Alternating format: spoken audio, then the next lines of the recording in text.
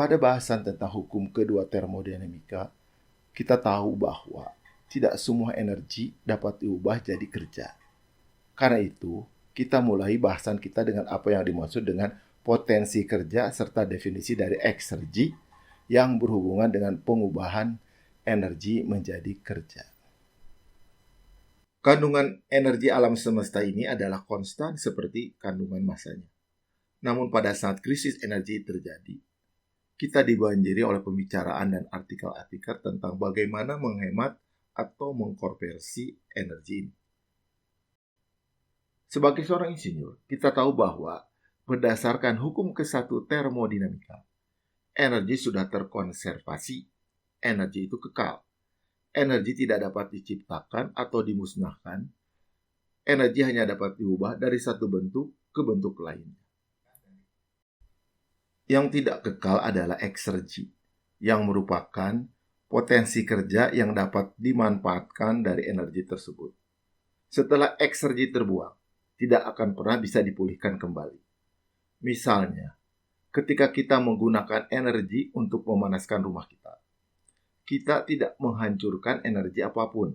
Kita hanya mengubahnya menjadi bentuk energi yang kurang bermanfaat, yaitu bentuk yang ekserginya berkurang. Karena itu, pada bab ini kita akan mengupas tentang eksergi beserta berbagai aspek yang ada di dalamnya. Ketika sumber energi baru seperti sumur panas bumi ditemukan, seperti yang banyak kita temui di Jawa Barat ini, di daerah Bandung Selatan dan Garut, hal pertama yang dilakukan oleh orang-orang yang melakukan eksplorasi adalah memperkirakan berapa jumlah energi yang terkandung di dalam sumur tersebut. Namun, informasi ini saja belum cukup untuk memutuskan apakah kita akan membangun pembangkit listrik di lokasi tersebut atau tidak. Yang benar-benar diperlukan adalah berapa potensi kerja dari sumber energi tersebut, yaitu jumlah energi yang dapat diekstrak sebagai kerja yang bermanfaat yang dapat dijadikan energi listrik. Seperti yang sudah kita bahas pada latihan bab 4 tentang geotermal. Selain prosesnya irreversible, tidak semua air panas dari sumur geotermal dapat dijadikan uap.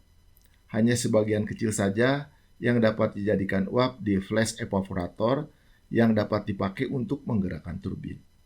Sedangkan sisanya dibuang kembali ke perut bumi.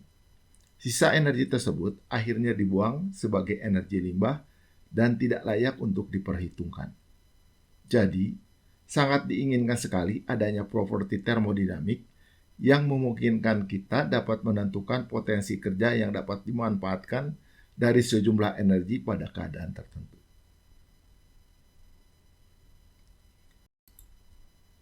Properti ini adalah eksergi, yang disebut juga sebagai ketersediaan atau energi yang tersedia yang dapat dimanfaatkan.